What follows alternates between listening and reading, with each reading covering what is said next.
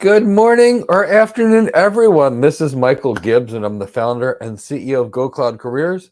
And I'm here today to help answer any type of cloud computing career questions you have. Maybe you're looking for your first cloud architect job, or your first solutions architect job, or your first cloud engineer job. Guess what? I want to help you get cloud hired or cloud promoted. That's what I do. I get everybody hired or promoted that desires that in the cloud computing space. Personally, have been working in tech now for over 25 years, and I've loved every last minute of it. Ever since I left internal medicine for tech, it's been the best ride of my life 2.5 decades ago.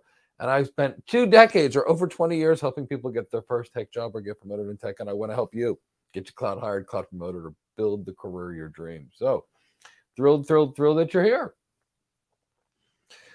As we begin, I'd like to go over some things we're doing to help you build your cloud computing career. Tomorrow at 11 a.m. or Thursday at 11 a.m., we're going to run our fun and highly educational How to Get Your First Cloud Architect Job webinar tomorrow. It'll be on Zoom. You'll be able to come in and ask some questions. Ask how to get your job. You can tell me your specific situation. I will tell you how to translate your life experience to your new job experience. I'll tell you what hiring managers want in the perfect cloud employee.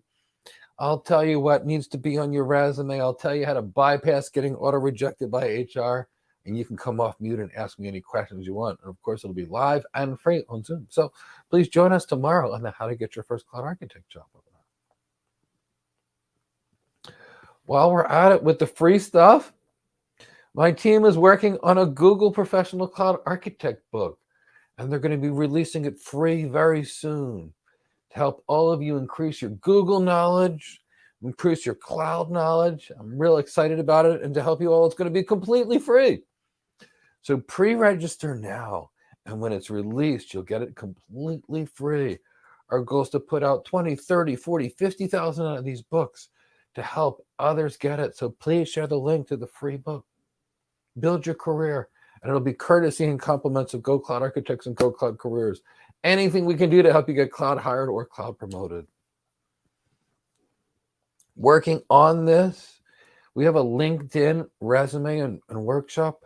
We've got a LinkedIn and resume workshop coming in September. The average Go Cloud Career student is bombarded. It's like every single day, a recruiter's reaching out to me, a hiring manager reaching out to me. Oh my God, what am I going to do with all these requests?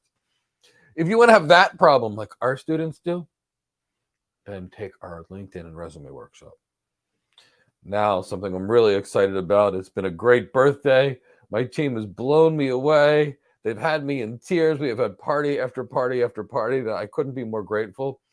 And I asked my team to celebrate my birthday to give 30% off to anybody that wants any of our training. So, here's the thing. Please take advantage of this 30% off coupon to build your career. 30% off our Cloud Architect program, 30% off our Cloud Engineer program, 35% of our Tech Career Accelerator program. So use coupon code BIRTHDAY. And that's why we do these things to help you build your ultimate cloud computing career. So tell me where you guys are at in the chat box while we wait for questions for you. I'm in Port St. Lucie, Florida. I was in Palm Beach. I have to get to Palm Beach Gardens later today. Where are you all at right now? Tell me in the chat box, and also tell me the job you want. Do you want a solution architect job or a cloud architect job or a network architect job? Tell me what you want, so we can help you build your best cloud computing careers. Cloud Cowboy, I'm loving that. Hi, Patrick. How are you over there? It's good to see you this morning.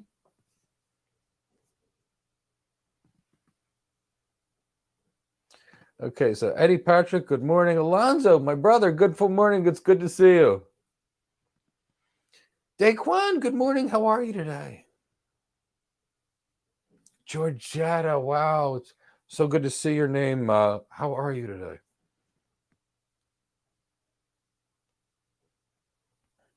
Alonzo, good morning from Houston, Texas, or Katy, Texas. Cloud Cowboy. Yeah, I'll work with Cloud Cowboy. That works. Scott McCormick, Oxford. Fantastic. Dizzy Willow over there in Ohio. And Eddie Patrick is in Bamenda, Cameroon. Eddie, I have to go visit you there one day. I'm dying to get to Cameroon. Dequan, you're in Houston as a solution architect. We'll get you that solution architect job. You have no idea what career to select. I totally understand that. Look, I studied internal medicine before I moved into tech. And, key is to find whatever you love. I don't care what it is. Find something you love. Study it, master it, become the best at it, and then show the world that you're the best. And don't tell the world. It'll be obvious when you do it, but be the best. Build the career that you desire. So we can help you figure it out. We'll be answering questions. Please stop around and learn and observe. We'll go over different careers as people ask questions. So build your best career. But what do you love to do? That's what I'm going to tell you should be the basis of your new career. There's no rules that say you have to do this. There's no rules that you need to do this. What do you love? That's what you need to do because you're going to be doing a whole lot of it. For example, I started out with internal medicine. I liked it, but I didn't love it. It was hard. It was work. Came home at the end of the day exhausted. And then one day my wife says to me, dear, you could actually get paid to play with tech. And I thought, what a great idea. I don't think I've ever worked since. I mean, sure, I put in like 40, 60, 80, 100-hour weeks, many of them, but I don't know if I've ever worked. I just had fun. So let us know things that you enjoy. Do you enjoy designing things, presenting them, and selling them, which could lead us towards an architecture career? Do you like sitting behind a desk and programming and configuring things, maybe a cloud engineer career? So let us know the things that you like, and we can maybe give you some ideas as well. So welcome to our channel. Good to see you this morning. And ask some further questions, and we'll do anything we can actually do. Anything. So let's talk about what you want to do. This to me is really important. What do you want to do? There are people, and I get a lot of calls, and it happens almost every day, where someone says, Mike, I've done this and this and this, so what can I do? And I want to make this really clear. What you ate for dinner yesterday does not affect what you eat for breakfast today. It has no bearing on it.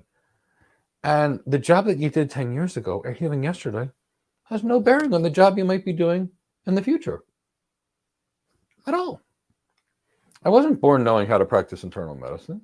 I wasn't born knowing as a network architect. I wasn't born as an enterprise architect. I had to learn these things. We all learn these things.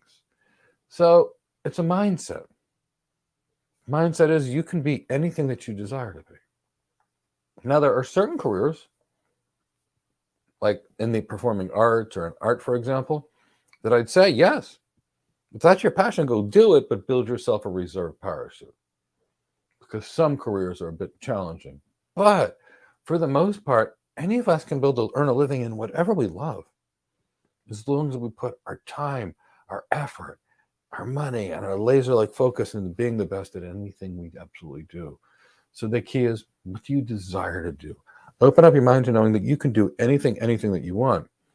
It's just this. If you find out that in order to be a cat, for example, let's say you wanted to become a cat, and none of us are going to become cats, but if you found out you wanted to be a cat, you'd have to see what are the qualities of the cat. Runs real fast, right? Jumps real tall, right? Has a tail, has some whiskers, has some pointy little ears, highly intelligent. And you wanted to pretend to be a cat in a movie, or you wanted to get a job like a cat, you better make sure you're pretty fast, pretty smart, pretty agile, have some pointy little pointy ears and some whiskers. And I've exaggerated the point to get to the cat because I like cats clearly a little bit too much. But the point is when I wanted to be a network engineer, and my last job was practicing internal medicine. Yeah, I got 6 certifications, and nobody cared because certifications aren't so valuable at all. They're a little more than meaningless, but there's a way to use them. But the certification piece is just so small. So I got certifications, 6 of them. I applied for jobs, and everybody laughed at me. And then I found out, what is it? What's that perfect network engineer? I asked 50 recruiters at the time, and I've asked now thousands of hiring managers, recruiters, and people and other professionals in my career, what's the perfect at this? So when I figured out I wanted to be a network engineer, and I found what's the perfect, I looked at me and went, I'm not the perfect. So I tried to fill in the gaps until I was the perfect engineer, and then got hired at my first job, Honestly, I've been hired in every single interview that I've ever been on. I can't think of one that I haven't, but the point is I still want to keep my mind open just in case. It's been a long time in tech. So the point is you can do anything that you desire. So if you can figure out what you like, then tell us what we can do. And if not, just stay around a little bit, observe a little bit, ask what we talk about for other people. And when you find something that sounds exciting to you, that's it. Build your plan and go get there. Go get there.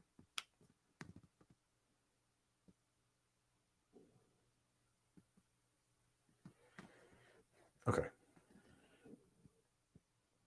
So there's a question here on acting, and it's not that I don't want to respond, but I don't know anything about acting. I know a lot about building tech careers.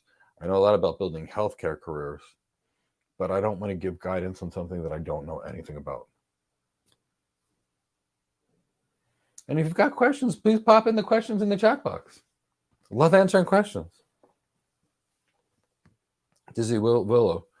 As a fresher, do you believe it's better to become a general cloud architect rather than a security architect? Dizzy Willow, what would you like to do? That's the thing. What would you like to do? There's not better. It's optimal for you. And, here's the key. We only live one life. And we only have a certain amount of time to master something. So how you spend your time determines, what you're going to do. So if you want to do cloud security, do cloud security. Great. If you want to do generic, do generic. So Dizzy Willow, what is it that you desire? Look, I've got both sets of the situation. Last night, if you were here on my channel, you would have seen Daniel Bosu, and you would have seen so many other of my students that got hired. But the reason I keep using Daniel Bosu is he's 21 years old, and his first job was a cloud architect for a major bank. And last night I got to see him in his brand new apartment or his brand new house that he just got, and he had 2 brand new baby kittens in there, and he was looking really great and sharp, and he was having a great time. Likewise, Dizzy Willow, we've got Delroy Batt, another nice, fine young man, graduate student of mine. Why I say graduate? Because he's hired. We don't just graduate people in 16 weeks and say you're done. They're graduates when they're hired. So Delroy Batt came to our program, zero background in tech whatsoever. He was an EMT on ambulances, came to us. Within a few weeks in our training, got a security job, continued our training, and just got a cloud security architect job. So Dizzy Willow, it's about what's going to make you happy. What do you want to do? That's what you should do. That's what you should do. No rules to say you should start here. That's silly. The only people that tell you should start at the bottom and work your way up are the people that don't know how to do education. They know certification. Those people will tell you, yeah, you got to get 18,000 certifications, and when you're done your certifications, you can get a job at the bottom, and then spend 2 years to get out of the bottom, and spend another 2 years to get the regular level, and another 15 years, and you almost made it to the point where my graduates get inside of 8 months. Shortcut it. And the shortcut is learn exactly what you want to do. Master those things. Laser-like focus to the end. So I just really want to do this. Do you think Simone Biles, the world's greatest gymnast, or Michael Phelps, or Jamaica's Usain Bolt decided to say, look, imagine Usain Bolt saying, I think I'm going to be a marathoner for a couple of years, and then after that, I'm going to be the world's fastest man? No. He decided to become a sprinter. There's no stepping stones. Do what you like. Do what you like. Do what you like. So what do you like, Dizzy Willow? That's the thing. What are your long-term goals? Is it to be the security expert? Fine. If that's it, that's great. Is it to be the enterprise architect like me that focuses on the digital transformation piece? That's great too. That's great too. Just understand that it's up to you and your goals, dreams, and desires. A cardiologist doesn't start as an internist first. They become a cardiologist. What do you desire to do, Dizzy Willow?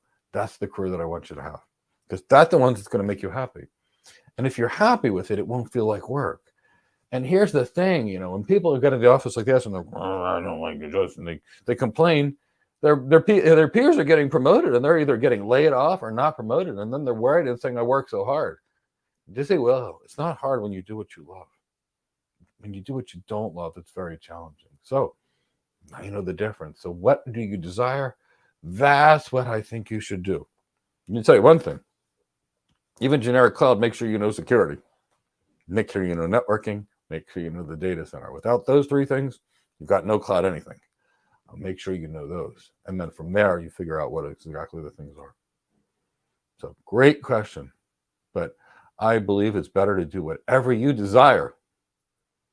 Want to be an airplane pilot? Go be an airplane pilot. And Dizzy will, when you become successful, you tell me and I'll be super excited. Super, super, super excited.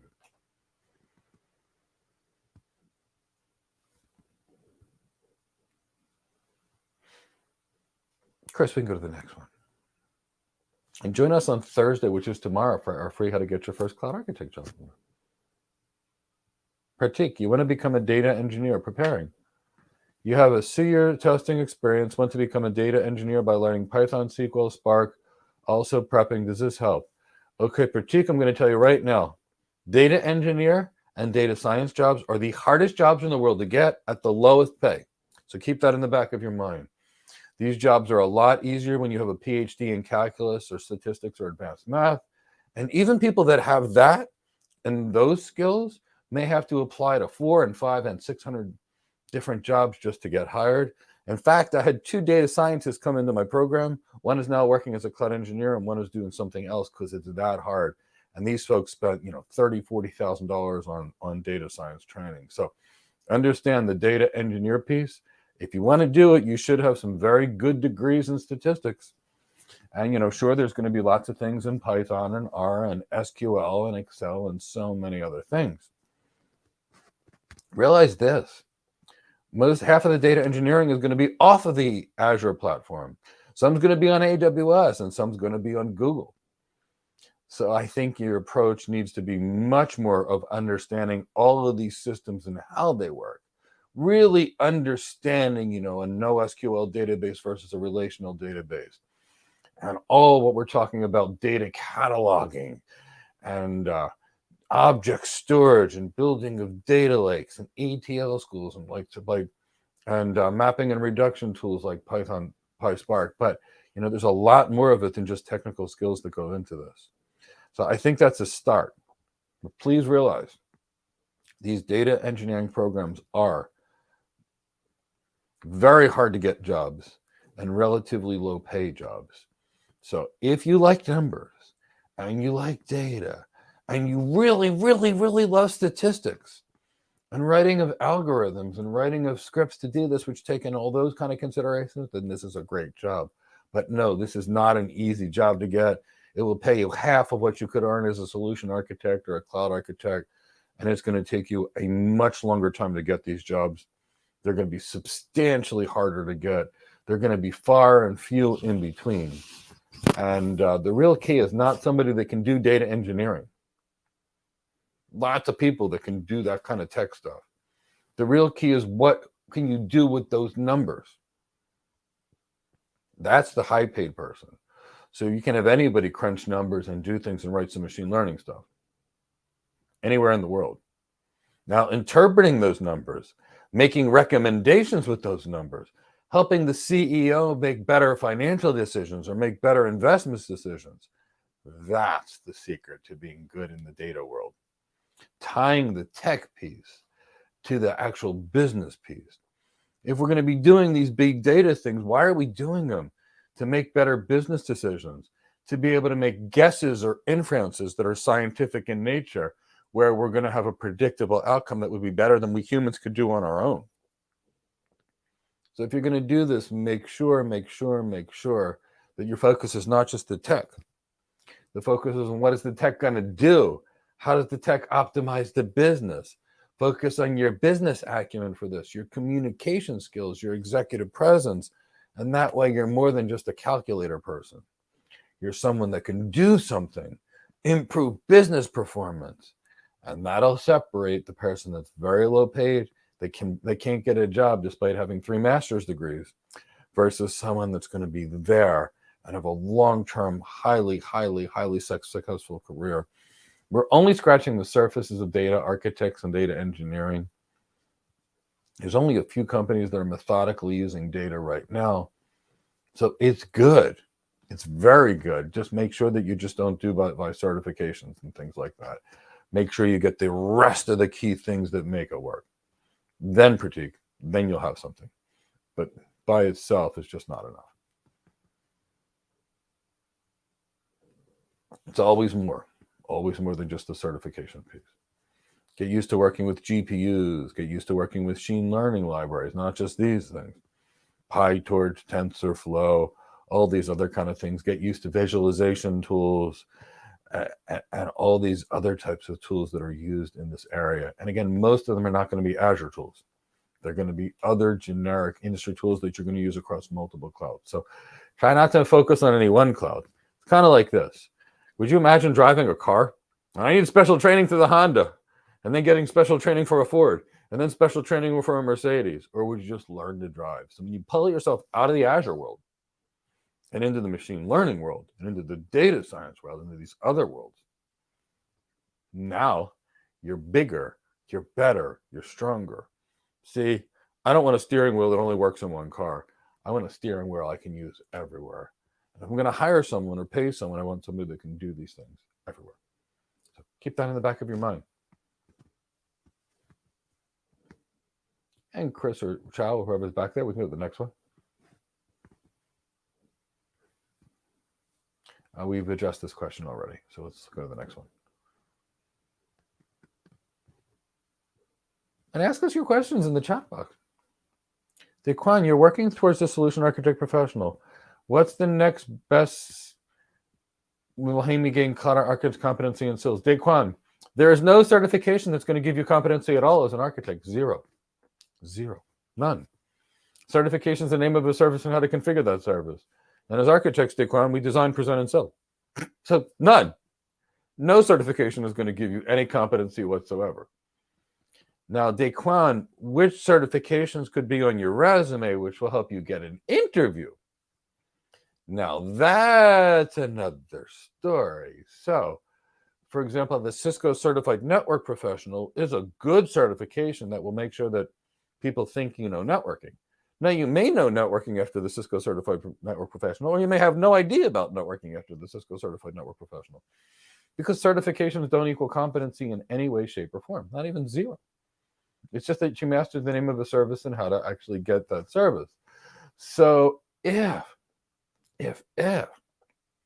your goal is as follows, if your goal is to be great, study the network in the data center, study security, study digital transformation, study your business acumen, your executive presence, your emotional intelligence, your sales skills, your executive writing skills, your CXO relevancy. That's how you gain your cloud competency skills. Daquan, yesterday it was really hilarious. Chris and others made this special birthday party for me. And what I asked everybody is, how many meetings do you go to per day? And they all laughed and said, that's all I do is I go to meetings. That's the key. This is a business acumen job. People are paying you for your knowledge of business and your knowledge in tech. Can you take these vague business problems or concrete business problems and turn that into a solution to solve those problems? That's the job. So there is no cert that's going to make you more competent. Look, getting an MBA will make you more competent. Getting better at reading financial statements will make you more competent. Understanding of macroeconomics and microeconomics will make you more competent. Understanding of BGP is going to make you more competent. Understanding of virtualization and containers and container orchestration, block storage, object storage, file storage, NoSQL databases, relational databases, next generation firewalls, IDS, IPS systems, VPN concentrators, ERP systems. Daquan, that makes you more competent. No certification makes you more competent. That's not true. There is one certification that will give you competency. The Cisco Certified Internet Expert is my favorite introductory level certification. I think it's the perfect intro level certification. And I did that. That was when I first finished that was like, okay, now is the time to learn, Daquan. And that was when I had enough knowledge that I was put on the big projects that my learning experience started after the Cisco Certified Internet Expert. And as far as I'm concerned, that's the only certification out there that's got any degree of competence in there. Why? Does that have competency? Well, Cisco give you something to design that they know will not work. They know it's not going to work. And they give you something that is intentionally so broken to see if you know how to fix it. That's why there's there. And then you have to build it in front of them and prove it to them that you know what you're doing. That's why that's my introductory level certification. As far as the rest of the certifications out there, I could point you to one of 50 different websites. You could get all 10x AWS certifications in a weekend by buying a copy of the exam. And guess what? You'd still know nothing. So the point is, Daquan, these are the things that build your competency. Those are the things that you should focus on. But if you're going to get another certification and you like networking, I love the CCNP. If you have a desire to work in security, I recommend the CISSP. I think it's a fantastic architecture certification. But they would be the two things that I would do. But not too many certifications. Focus on being an architect, not being certified. When people send me, when I see too many certifications on a resume, I won't even interview the person. I just know not to. I've interviewed enough people with too many certifications to know that when somebody's focused on certifications, they're not focused on learning. I need somebody great. Great means focused, competent, and caring about winning, not passing certification exams. And Daquan, I know you, and you're very capable. So build the networking competency. And if you want another one, get the CCNP. It's a good one, but no more than 2 certifications. That's enough. Great question, Daquan. Chris, bring in the next one, please. And while we're at it, if you guys can all give me a cloud hire. Bo, how does our program work? Our program works as follows. And we've got a very uniquely organized and structured program. Our program works as a combination of live classes, pre-recorded video content, as well as labs. So in our programs, we have 3 classes per week, live and on Zoom. Bo, and the reason I love Zoom is as follows. We get to talk and have a conversation in real time. And in these classes, in my architect class, we do cloud architecture work. We design architectures together. And if it would be our cloud engineer program, we do cloud engineering work. So 3 live instructor-led classes per week on Zoom. They're live, interactive, people work on things. Now that's one of the ways we do our training. Now, Bo, in between our live classes, which are 3 times per week, we do the following. We have hundreds of hours of training. Training on the cloud, training your business acumen, training your executive communication, your leadership, your resume, salary negotiations, everything you need to be a perfect architect. It's all inside of our program, including the technical piece too. So what'll happen is you'll do your 3 classes per week, and in between class, you'll have a homework assignment or a project, and guess what you'll do? Turn it in for feedback, and you know what's going to happen? We'll give you feedback on it. And that way you'll get better every single day. Turn in a project, get feedback in it. Turn in an architecture, get feedback on it. Deliver a presentation, get feedback on it.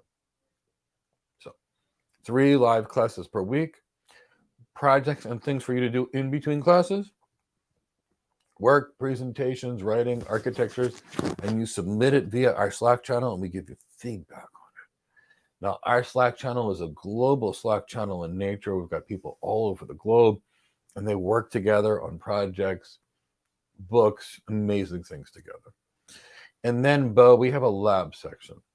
Now, we do 3 kinds of labs. We do the kind of labs that everybody else does just to say we do them. And then we do the I'm going to get you hired labs, the ones that count. So sure, we do about 20 to 25 labs on AWS and 20 to 25 labs on Azure. They're not our getting hired lab, but we have to do that just to say you've done it. Give you a little formality out of it with these platforms. And then you do our labs, our big labs, the ones that get you hired. Now, to do these labs on your own would cost you 3 times more than our program actually costs, and you get to use our servers to do it. But you'll do our labs. You'll be working with server virtualization and container orchestration the hard way. Why? This is the foundation of the cloud. And you're building firewalls and VPN concentrators on our systems. Why? Because that's the security systems you need to understand how they work. You'll be building Linux, Apache, MySQL, PHP web stack and our thing. You'll be building file servers, server message block servers for Windows, for example, and NFS for Linux systems. You'll be building an Active Directory server in my program. And Bo, you're going to build a cloud in my program, your own cloud. Because when you know how to build a cloud from scratch, not a VPC, your actual cloud, when you know how to walk in and buy 10 servers and turn that into AWS, a small version of it, or Azure, now you're a cloud architect. So we do 3 live classes per week. We do project after project after project and work and things to make you better in between classes. And then we do labs. And our labs are the kind of labs that make you look strong and make you competent. So that's what we do. That's how our program works. Obviously, for the cloud architect and engineer, we teach the skills that are necessary for each career because they were very different careers. We do everything. We even include resume training, interview training, and even salary negotiation training is in there because we want you getting cloud hard. And you can stay in our program for up to a year if you need to get a cloud hard. Because I know and want to know that all my students will be hired. So come to our program, do all the work, and be hired. And while we're at it, take advantage of my 30% off birthday discount using coupon code birthday. It'd be our honor to work with you and hear you and see you get cloud higher. Because that's what we do. Great question, Bo. And if you've got more questions, I'd be honored to answer them. And Chris, if you want to go to the next one.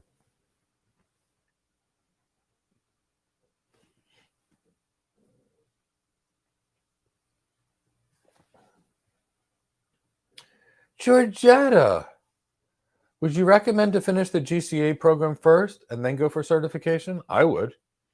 So Georgetta, here's the thing. I'd recommend you either do them both at the same time or do the certification later. And here's why. When you understand and fully understand the program, and Georgetta, I've missed you, so let's try and bring you back a little bit more in class. But the key is when you really understand it, these certifications are silly easy. I mean, they're really nothing. But when you don't understand what's going on underlying, these certifications are really hard. So my recommendation is always get ready for the job first, because you can get hired without certification. When Delroy Back got his first cloud security architect job, he had no certifications in cloud, none whatsoever. But he still got a great cloud security architect job because he was competent. So I view certifications as kind of like this. You know, if I was going to put on a suit one day, the tie is like my certification. It may help complete the package, make it look nice, but I could go out there in an Armani suit with some Ferragamo shoes and a belt made by a Canali, go to a meeting with a bunch of CEOs, and still close a $500 million deal without the tie. I could. No big deal. But, you know, I couldn't just go wear a tie and a T-shirt and shorts and expect to close that deal. So think of certification as the finishing touch.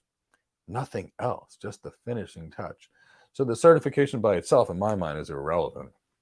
People send me messages every day. Mike, I'm certified, but I can't get hired. I need experience. No, you don't need experience. You need to be able to do the job. That's the key. And that's really the key. Experience means when we interviewed you, we didn't like what we heard. So I say finish the content, Georgetta, master the job. You might even get hired without the certification period. And then if you want, when you do the certification, it's so simple. So simple. It really is. So do the course first, then do the certifications, or do the course. Like I would almost do the course.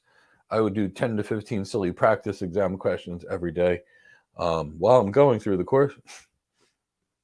And then the exam will be nothing. But Georgetta, primarily focus on the course, focus on the course, focus on the course. Focus on the main thing. Focus on the cake, not the icing. Focus on the main thing, which is the course, the course, the course, the course, the course. So please do that. I actually was thrilled to see a video of you the other day. And Georgetta, I would be thrilled to see you much more in class. Turn on that camera and throw yourself out there because you know far, far, far more than you think you do. So finish the program first. That's my deepest recommendation. Because what I'm concerned about, everybody is becoming a substantial architect, being really great, being able to rise to the top, those kind of things. Good question. So let's go to the next question. And then while we do that, please ask questions if you guys have. Daquan, should you study networking or security as a solution architect? I'm going to make this clear, Daquan. You kind of need to know both.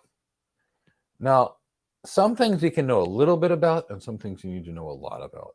There is no way to be a solutions architect and not understand networking. And I've seen plenty try, and what happens is their designs all fall apart, customers have outages, and there you go, the person's fired. So I've seen a lot of people try to do this with just a software development background without learning networking, and it is a disaster. So there's that. So you must know networking. Now, Daquan, I want you to think about this. Imagine an environment that you've designed that gets hacked into. If it gets hacked into, do you think that will be a high availability system? The answer is no. So security has a direct relationship with regards to your availability. So you've got nothing without the network, meaning you don't have a network, you have no cloud. That's a cloud, a network, and a data center that's been virtualized. What's your VPC? A virtualized data center and a virtualized network. Wait. It's a network. You can't design a network without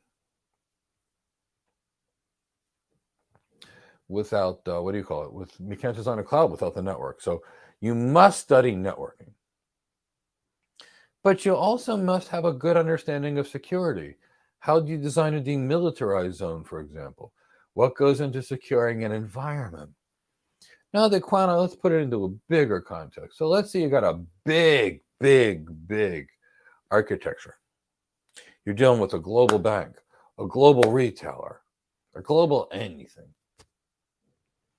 In this particular case, the cloud architecture is not going to be simple. There's going to be a lot of things. Why is there going to be so many things? When you're dealing with a global enterprise, there's probably 10,000 remote locations.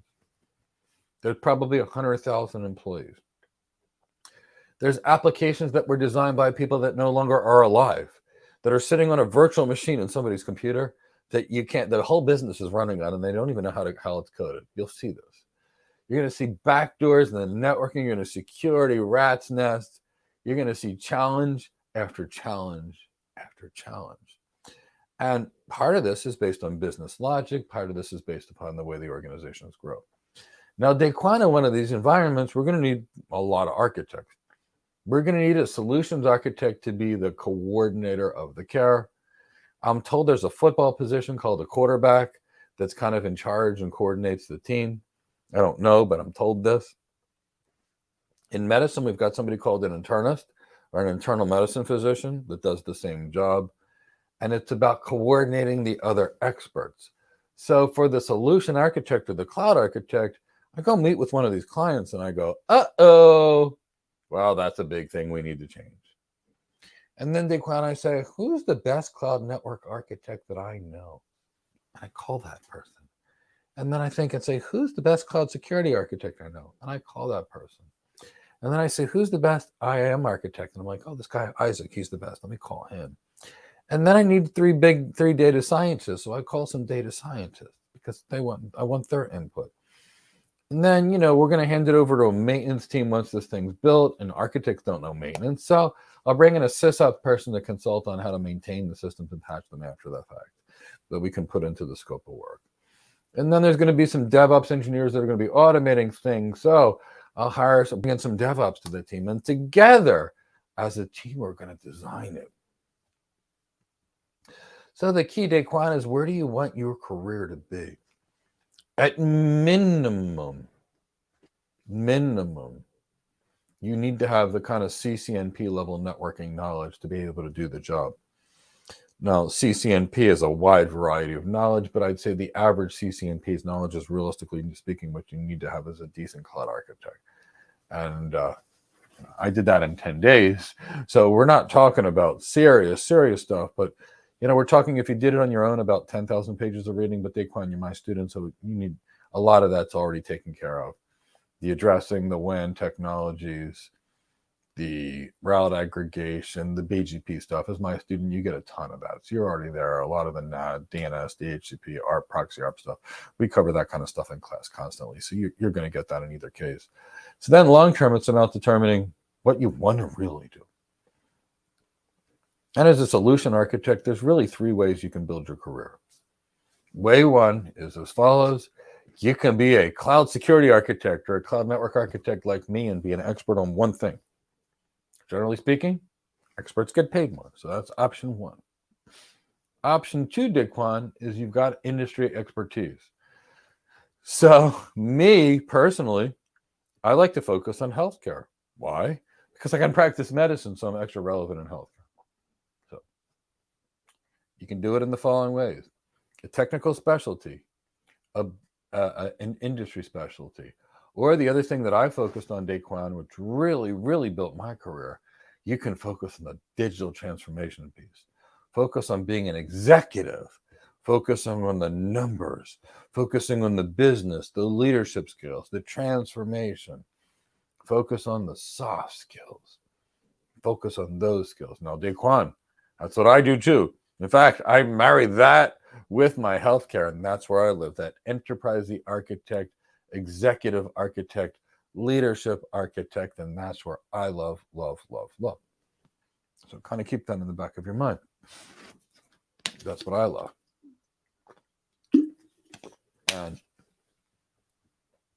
that's what I recommend. So look, pick one of those things and let that drive what you learn. But realize, in order to work, you're going to have moderate security knowledge and moderate networking knowledge, a fair amount of it. Not to the level of a network architect, but still a fair amount. Great question, Daquan. And everybody, ask your questions in the chat box. It's why we're here, to help you get cloud higher. Dizzy Will, you're so welcome for our response. I so want to help you get to your goals.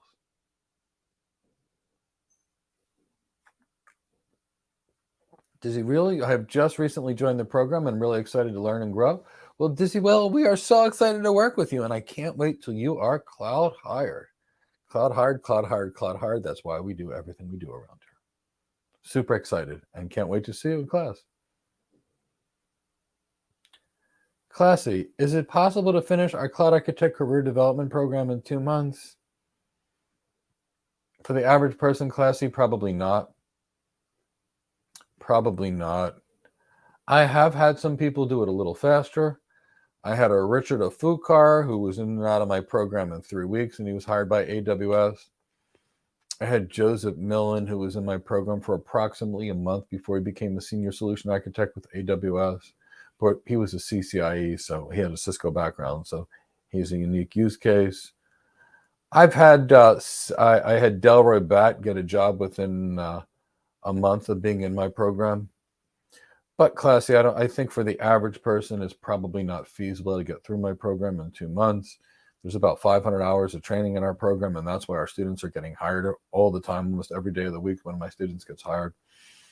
And I don't think it's reasonable to say that you could do it in 2 months.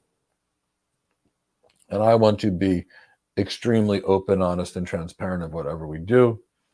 If you studied 16 hours a day over the course of 7 days a week, that would give you 16 times 4 is 64, plus 3 would be 48. So 60 and 40 is 100, plus 48, plus 8, so 108. Yeah, it's theoretically possible. Like if you did 16 hours of studying and training a day every day for 2 months, the answer is you could possibly do it. But it would need to be like that. 16 hours a day, 7 days a week for a good 2 months.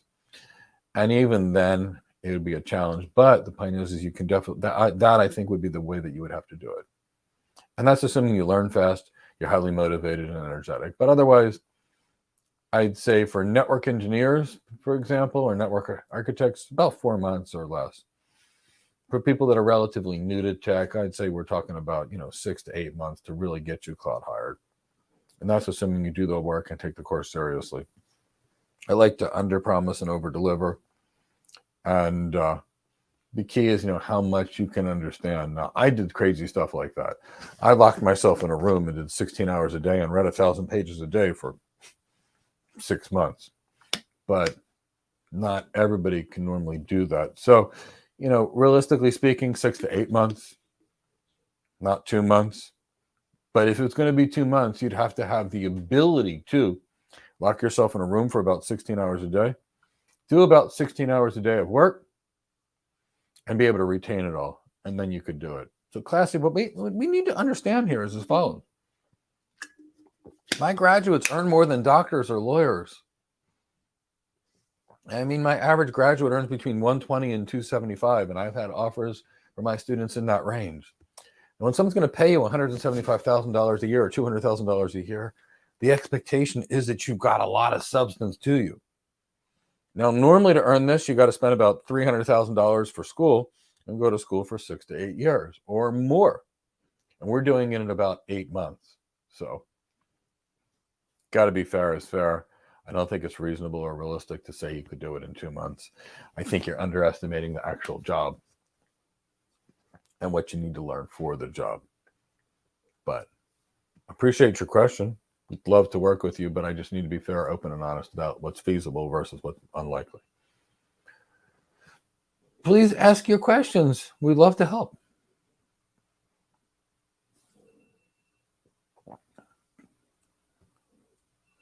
Gee, Mike, out of curiosity, is it detrimental for a cloud architect to become too business focused? Gee, that's the best thing you could possibly ever do. Gee, I want you to understand this. What is the focus of the cloud architect? Digital transformation. What does that mean? Improving business performance. What's the difference, G, between a $500,000 a year solutions architect and a $90,000 a year solutions architect? Business acumen, executive presence, communication skills, leadership skills, sales skills, the ability to do financial modeling, the ability to exercise influence, the ability to build business cases, the ability to write thought leadership pieces, the ability to lead large teams, the ability to influence not only your internal teammates to work, but a customer to go spend $1 billion on your solution. That is what you should be focusing on. Now, here's where it gets interesting, G. I like to tell people that being an architect is 50% tech and 50% executive. Now, G, that's the way I like to do it, and here's the reason I like to call it that way. When you've got the capability to be 50% tech, you can wow people and the hiring managers. Wow them. But when you actually go on and you're actually qualified on these interviews, what the interviewers will tell you is like, look, I'm looking for a sales guy in a lab coat. I'm looking for someone that's going to be comfortable entertaining clients, speaking at a conference, delivering presentations, being CIO relevant. In fact, very recently, one of our students interviewed for a job, and they liked it so much that the CEO of the company reached out to me and said, I need more architects. I don't want techie engineers. I want architects as architects. And while you've produced them, how can we talk? Somebody from AWS came to one of our calls last year, our class calls, and told our students how much they love our focus on business. So no, as long as you have the technical competency, the thing you should be focusing on if you're smart is business, business, business, business, business, business, more business.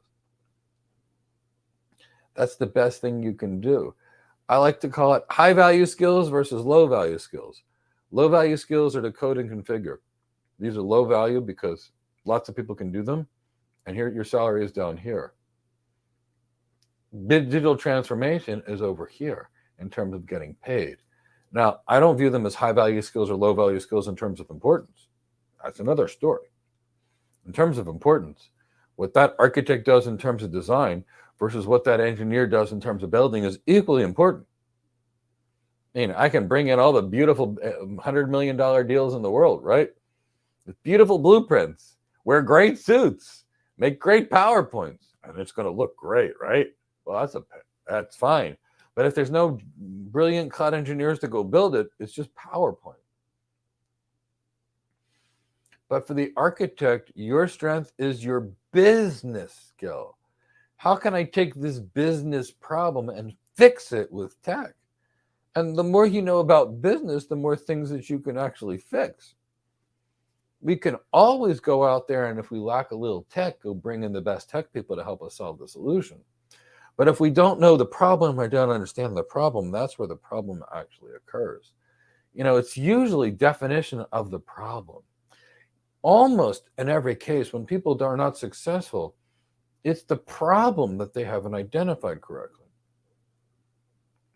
I can give you examples. GM, General Motors, made a car. It was a huge hit in the US. It was called the Chevy Nova. They went and sold it in South America, and nobody bought it. Now, GM could have thought that no vamos means no go. So no va means no go, and nobody would ever buy that car. But instead, they focused on the car, not the message of the car. Coca-Cola was a global leader, and a global brand, biggest brand in the world, iconic at one point, or close one of the biggest brands in the world. And then Pepsi decided to start hiring athletes, competitive athletes as sales reps, taking like Michael Jackson back when he was the biggest pop star in the world. And they hired celebrities and athletes to go promote their product. Poof, out of nowhere. Pepsi's got market share like this, and Coca-Cola's market share is going down. So Coca-Cola said, our taste must be wrong. We're going to make our new product taste more like Pepsi. Well, guess what happened? Nobody bought Coke. That was they got rid of the old Coke. They made a new Coke, and nobody was interested in the new Coke. And then when Pepsi realized nobody was buying the new Coke, even worse than the old Coke, then they got rid of the old Coke, and then they had the new Coke, and it caused more brand confusion than you can possibly imagine because they didn't solve the right problem. The problem was they needed to hire competitive athletes and big celebrities like Pepsi did, and they did something different. They changed the formula. Oh my God, what did that cost them? Until they finally figured it out. So, if you've got the right level of business acumen, you'll be better at identifying the business problem. The better you can identify that business problem, wow, the creativity of the solutions that you can bring can be transformational to that business. So more business equals more transformation. The better your business knowledge is, the better your architect career will be. So I strongly recommend that you become an expert on the business and make sure your tech skills are strong enough to be able to take that business problem and then solve it. But business. And that's why architects and engineers need to be so much different, An engineer needs to focus on the tech to be successful. As architects, we can't afford to focus on the tech. We need to focus on the business problem, and the business solutions. That is an excellent question. I'm so thankful you asked it.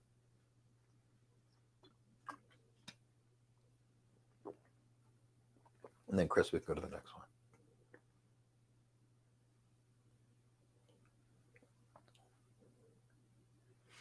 Abigail Marks, cloud hired. Eddie Patrick, good to see you. And Alonzo, cloud hired. IR, cloud hired, good to see you. And Bo, cloud hired, I'm thrilled. Georgetta, cloud hired. And Eddie Patrick, so wonderful to see you this morning. Mr. Gee, how are you, cloud hired?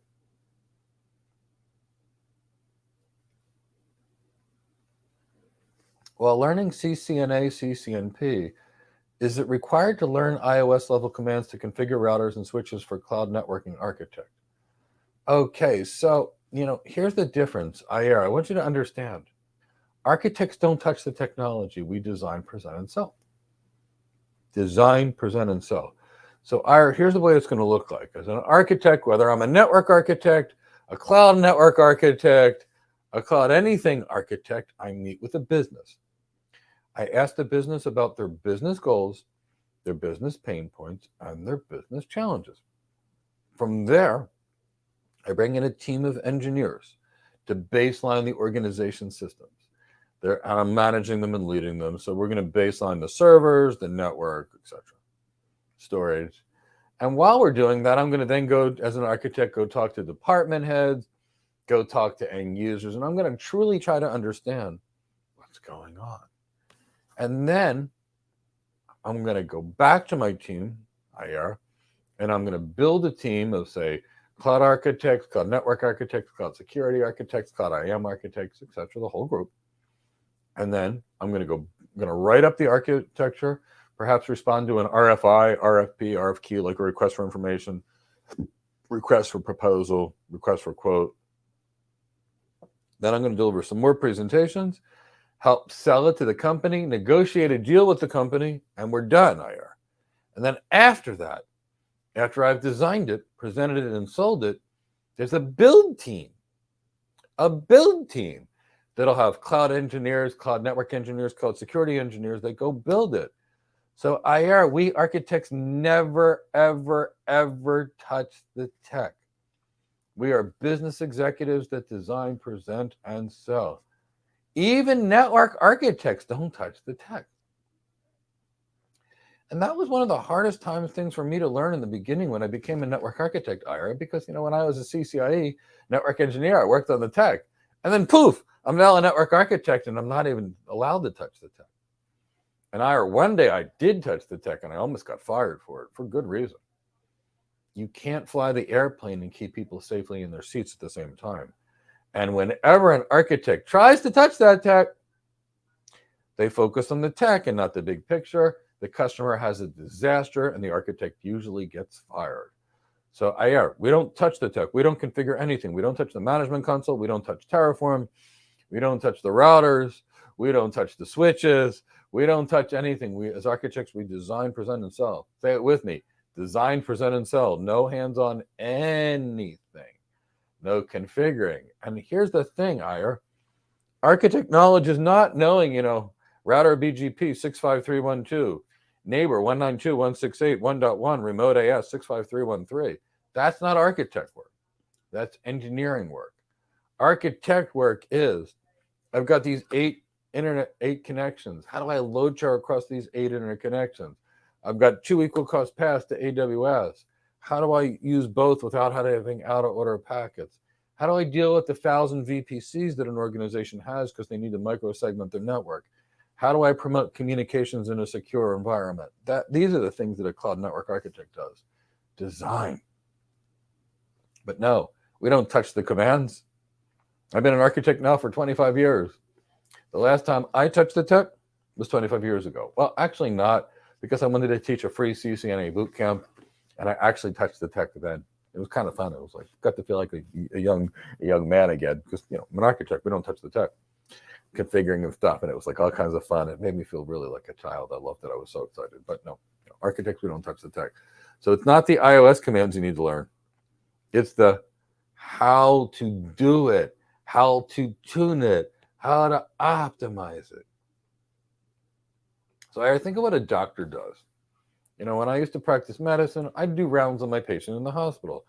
I'd go to the hospital and I'd see my patient that was in the cardiac care unit, and I'd say, okay, here's what they need. We need to titrate a nitrogip to a systolic BP of 110. We need to add maybe a cardizem drip or whatever it is, maybe some heparin, some Clio, whatever the things are. I write the orders down, and I leave that hospital, and I go to the next hospital, and the nurses carry out the orders. So the way the doctor builds that plan, the architect builds the plan. Somebody else touches the technology. We don't do that. We go to meetings, and more meetings. We buy lunches and dinners and drinks. We negotiate deals. We present at conferences. We present at booths. But touching the technology, not anything you'll ever do as an architect. Word, PowerPoint, Excel, there are technology tools. Great question, IR. Excellent question.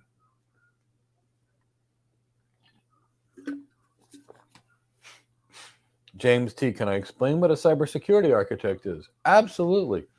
A cybersecurity architect is someone that determines what an organization's security should be like. So, James, we have to start by asking the customer, tell us about your business. Business goals, business pain points, business challenges.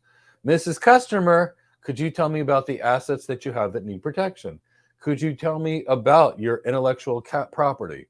Do you have anything? Do you have any new product launches? Could you tell us how many customers you have? Could you tell us what the expectations you have of your customers? And go on and go on and go on. So there's that. So then, James, after we know what we're trying to solve, then we determine a security plan, because an architecture is just a plan. So we will determine what this organization's security policy will be, whether we follow a NIST framework or something else. What are our firewalls, IDS, IPS systems look like? What is our demilitarized zone strategy going to look like? How are we encrypting data in transit? How are we encrypting data at rest? What are we using in terms of authentication, authorization, and accounting systems that we're trying to use? How are we going to lock down our systems?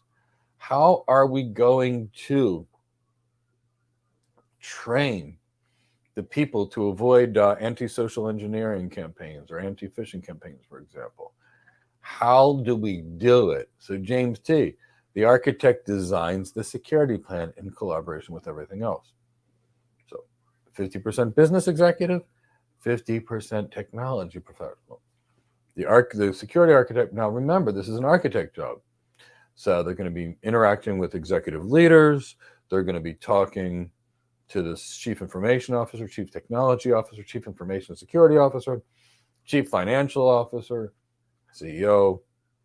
They're going to be leading large teams of security engineers, which are going to go build their designs. But James T., the architect, designs, presents, and sells, so no hands-on tech ever. Cloud security architect will need to know about data loss prevention strategies, for example, and making sure systems are secure. They might think of, what kind of strategies can we use to make sure our systems are constantly patched, for example. So the architect, like all architects, builds the plan. And James T., only in tech do people get confused upon this. One day I'm going to have a building architect on my channel because we do the same job.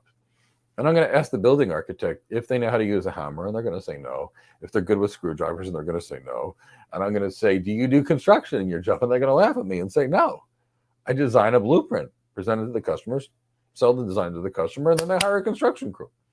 And James T., that's what we do as architects. We design that framework, that blueprint.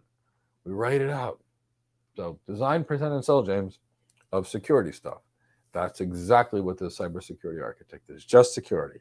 Only security. Excellent question, James T. And then please ask your questions in the chat box, everybody. We're here to help you build your best cloud architect career, cloud engineer career, solution architect career, enterprise architect career. Because I want you getting that first cloud architect job, get you cloud hired. So please ask your questions so I can help you build your career. Bo, you are so more than welcome. It was so nice to speak with you this morning.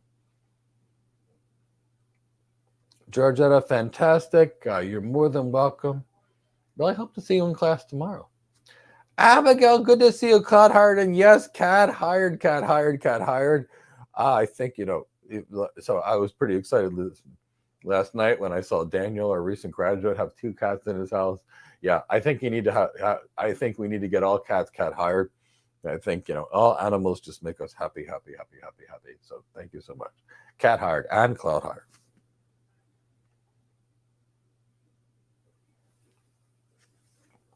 James T., the government absolutely hires lots and lots of cloud architects. Lots of them.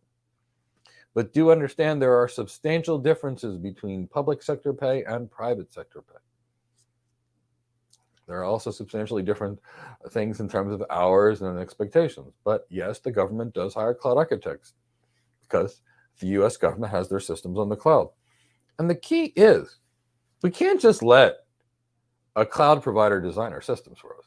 Nobody would be crazy enough to do this. And look, I love AWS, and I love Azure, and I love Google. These are great clouds and great companies. But if I call Azure, they're going to want to recommend Azure stuff to me.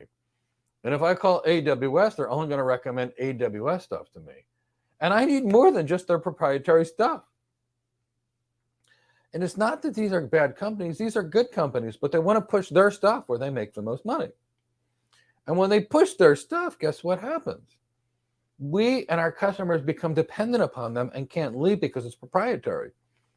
So all organizations hire their own cloud architects to work with the cloud architects and solution architects at these companies like AWS, Azure, and Google to be able to look and say, hey, I like that proposal from AWS, but I don't want to do these 2 things. And I love that proposal from Azure, but I don't want to do these 2 things.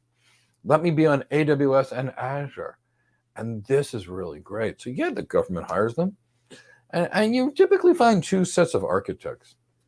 Most of us work pre-sales.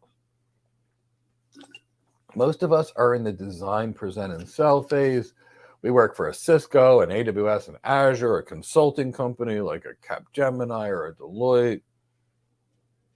That's the majority of the architect roles are in this pre-sales environment. But some of them are also post-sales. Now, even the post-sales jobs are still a design, present, and sell. So if you had a post-sales job as an architect, James, like working for the government, working for a big retailer, for example, or a bank, what you'd be doing is this following. You'd be speaking to the executives at your company, department heads, ask them about their goals, their pain points, their challenges. You'd be thinking about things that could solve those problems. And then, James T., you'd call Cisco for their networking advice, and Palo Alto for their security advice, and Fortinet for their security advice, probably Cisco for their security advice too. And then you'd call Azure, you'd call Google, you'd call AWS, you'd call Nutanix, you'd call IBM for Red Hat, for OpenStack. And together you would piece together all those parts. Then, James T., even a post-sales architect, you piece together these things, you go to your senior management and you present why they need to follow your architecture. You have to build a business case around your architecture, just like you were trying to sell it, and show your executive team that your solution is going to improve their business. So it's still a design, present, and sell job as a rule. But yes, government has cloud architects. Everybody needs cloud architects. And as more businesses go to the cloud, they all need cloud architects too.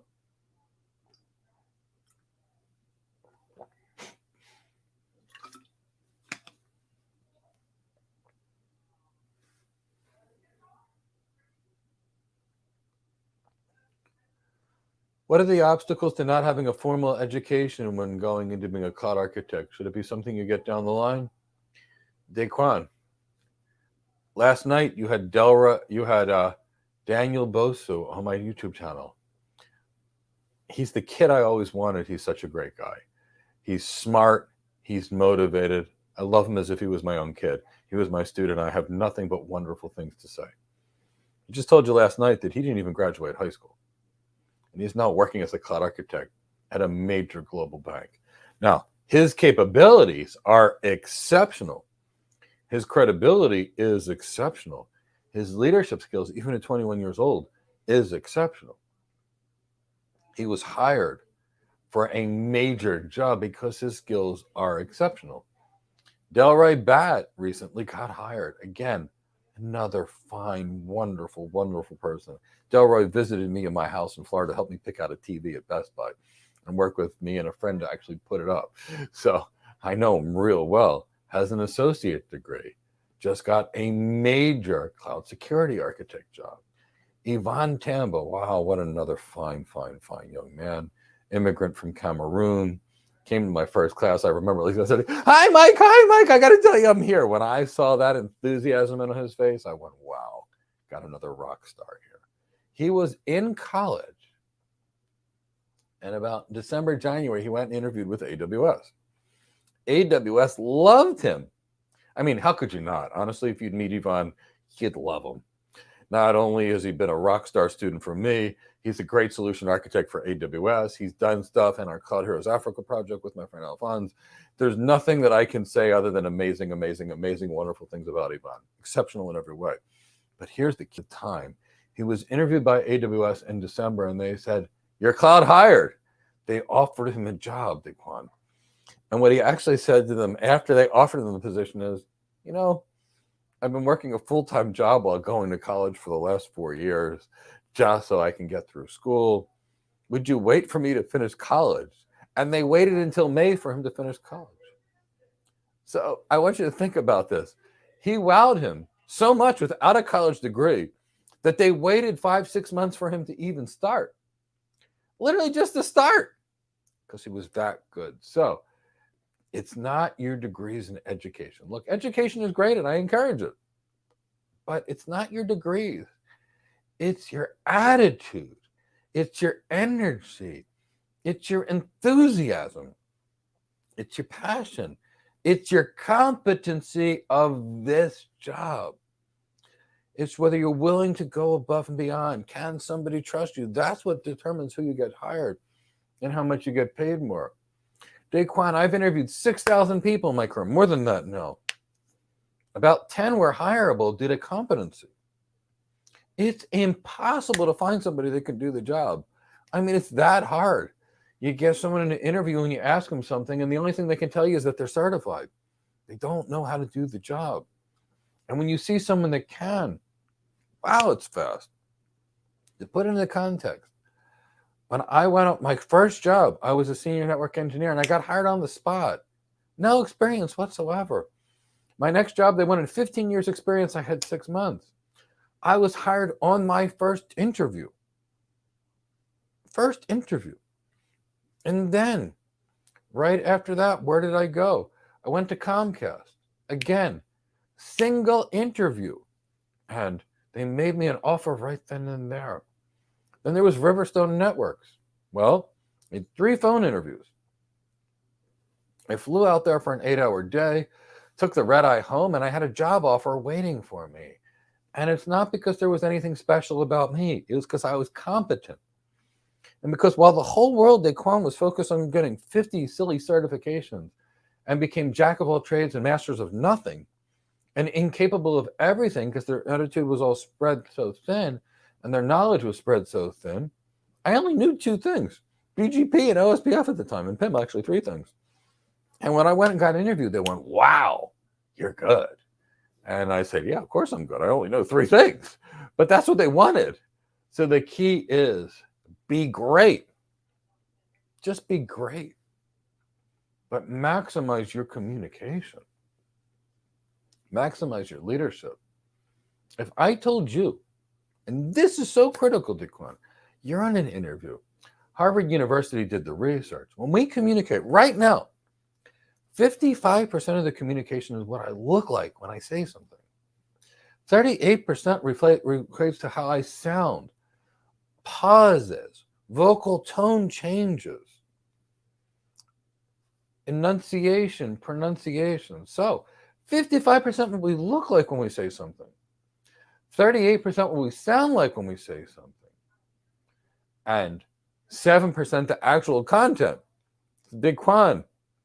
Now think about this. Communication skills is 7% content and 93% something else. Now when you maximize that 93%, what you have to say will be so much more valuable than what somebody with a college degree has to say that hasn't mastered that 55% what they look like. Body language, gestures that have more executive presence or gravitas, and pauses, and vocal tonality changes, etc. to have presence. So be great at your job, Daquan. Master your job. Be the best at your job. And get caught hard. And then if you ever want to get a degree, great. Go and do it. I like it. I encourage it. Get a business degree like an MBA. Something that's going to show your business acumen, that's going to show that and develop your business acumen. That's when the magic happens. I have plenty of degrees, Daquan, but none of them are in tech. One's in healthcare and one's in business. So become great, Daquan. And then everything you desire is coming your way. Chris, let's bring in the next one. Ciao, fam. Hey, just wanted to drop in and say trust in the program. It can't be any other program than in cloud computing that's better than this. Ciao, thank you so much. Ciao has touched my heart in so many ways. Ciao was one of my students, and we loved her so much, we actually brought her on our team. Now, I know she's going to be on our team in a transitory manner until she goes and gets that big cloud architect job that she wants, and she's going to get an amazing one. She's going to be we're going to be talking about it constantly for the next 10 years because she's a total rock star in every other way. And Chow, thank you so much for your kind words and everything you do to help our community as well. Marcus Claude Hart, it's so good to see you.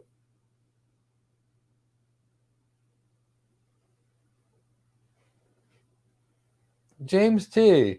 I'm working to become an architect. You're a techie from your current job role, cybersecurity analysis. Any advice to turn this into my strength, using it to your advantage? James T. If you want to be an architect, you can't use techiness as your advantage. Your techiness will keep you from getting hard as an architect. That's the key to remember. Nobody wants a techie as an architect. In fact, the people that are really good techies that have asked me how to become an architect have to pretend to forget some of the tech. So James T., when I wanted to become an architect, I had to pretend that I didn't know some of the tech. I had to switch from being the techie genius to wearing an Armani suit saying, this is not my specialty, but I can recommend this expert. So James T., if you want to turn your techiness into an advantage, build a cloud engineering career because that's your job, that's your strength. In architecture, your techiness is your enemy. Your business acumen, your leadership skills, your sales skills, your executive presence, your emotional intelligence, your presentation skills, your CXO relevancy. That is your advantage. If you get bogged down on analysis, you're not going to be a solution provider. You're going to be an analysis provider, and it's a different job. So you have to master the skills for the architect job. Now, here's the good news. If you know something about cybersecurity analysis, maybe you're used to taking logs and dumping them into something like Tableau for visualization, you can use that to design your architecture. But analysis is not what architects do. It's the exact opposite of what architects do. Architects are more like a doctor or a financial professional that's building a plan. Techies are about doing it. James, if you want to use your engineering to your competitive advantage, just stay as an engineer. That's your place. But if you want to be an architect, you need to give it up. You need to focus on the end-to-end big picture, or at least security, which case you could use some of this by being a security architect. But you can't be a techie architect. It's just not possible. And if you are, two things are going to happen. One, you'll be at the junior level salary, like the $100,000 range, and you'll be stuck there forever. Instead of the $200,000, $300,000, $400,000, $500,000 architect range, which you can be by focusing on the business. James T., it's a mindset shift. An architect focuses on improving the business with technology. If your focus is on the technology, you're not an architect, you're an engineer. And that's okay if you want to be an engineer. It's okay. But it's very different. This is not a career where you're going to build data engineering skills and expect to hope to get a job as an architect, because that it's not. It's an exactly different skill set. This is not a job where you can be focusing on analysis. This is a job where you have to focus on digital transformation. How do you design, present, and sell the solution? If your goal is to take advantage of being a techie, pick a new career. That's not what we do. If your goal is to fly an airplane as a pilot, becoming an expert mechanic does not make you better. It's a different job. If you want to be a doctor, going to law school does not make you better. So you want to leverage the skills from a different career, which is not what you're going to be able to do. You're going to have to do the following. James T., the biggest challenge I have with creating architects is not people that have never worked in tech before. It's the people that have a strong engineering background. And here's the reason why. They want to get to the tech. And it's like, nope, you can't get there. You can't get there. And that was the problem. People kept smacking me on the wrist when I was younger, and I was so grateful. I had an architect mentor, and I tried to configure the BGP, and they'd smack me. And they'd say, Mike, no, that's somebody else's job. I'm James. One time I did it. I showed my technical stuff. I strutted my stuff, and I almost got fired because they don't want a techie as an architect. They want an executive. So it's not your strength to focus on your techie-ness. That's the exact opposite. That's going to handicap you and keep you relegated as an engineer. James, I had one job, and I said I wanted to move into this executive architect role, and they said, no, you're way too technical. So here's what I did. I went and bought 5 Armani suits. Next day, somebody asked me to do something technical, and I said, that's not my skill, but I can recommend this. Nope, that's not my skill. I can recommend this. But I can take your client to lunch. Let me go have a discussion with them. I'll take them to dinner. Let's see what they wanted. Poof. Now my job was up here. So different career. Different career, James. Different career. Show how you can improve business performance with technology. That's an architect. Show how you can improve the business's risk, or how that you can provide less risk for them by doing something else. Then that you can do this. How can you mitigate risk for the company? How can you secure them better, faster, and cheaper than somebody else? That's your advantage. But saying you're a security analysis person, exact opposite of the way you want to go. You're trying to basically pretend to be to build an architecture career off of engineering skills. That just doesn't work. Good question, though. Let's go to the next one, Chris. Anthony, can I talk about publication opportunities for your students you've had in the past and some potential opportunities for the future? Absolutely, Anthony. So here's the thing. It is really important to understand the role of an architect. And as an architect, we're executives. We do lots of writing, responding to RFIs, RFPs, RFQs, like requests for information, requests for proposals, requests for quotes or pricing. We're always deliberating thought leadership documentations. We're always doing it. So I give my students a chance to build their portfolio, get them published. So by getting a student published, they can show the world that they're a cloud computing author, which makes them more credible when it comes to getting their first jobs. So for example, we've had our students work on an AWS Certified Solutions Architect Professional book. Right now, our students are finalizing a Google Professional Cloud Architect book, which of course we'll give away completely for free. And Anthony, let's just say there's another book that our team is discussing that would be the next logical evolution that we're potentially planning. So stay tuned for more inside of our program. And I think you may have yourself an opportunity to build a big name for yourself coming real soon. So we'll have lots more in the future. But Anthony, it's really about us creating opportunities for our students to be seen on the global stage as strong, to help our students build the real cloud architect brand so the recruiters come to them. And trust me, Anthony, our recruiters come to our students all the time. So I think you may have an opportunity to start participating in something pretty exciting coming real soon. So we've done 2 books in the past. We're not done. Our mission is to provide lots of free technical training to the world and make sure that our free training is better than all those certification people's paid training. And then when people come to us for our version of training, they come to us for life and career transformation. When people take our Cloud Architect Career Development Program, they leave with a fantastic high-paying cloud architect job, assuming they do the work. Same thing for our Cloud Engineer Career Development Program. Those cloud engineers come in strong. So those are examples of opportunities we have. James, there's going to be many more coming soon. So especially one. So stay tuned, Anthony, and I've got some, you'll have some exciting news soon. Abigail Marks, Cloud Hard Mike Rocks, thank you so much. Poonam Patel, hi everyone, it's good to see you. Ayer, thank you so much. You've recently joined our program. Love our explanations, good vibes.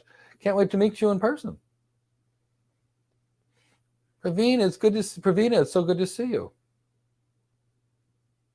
Thank you so much, Poonam. So happy birthday. Thank you so much.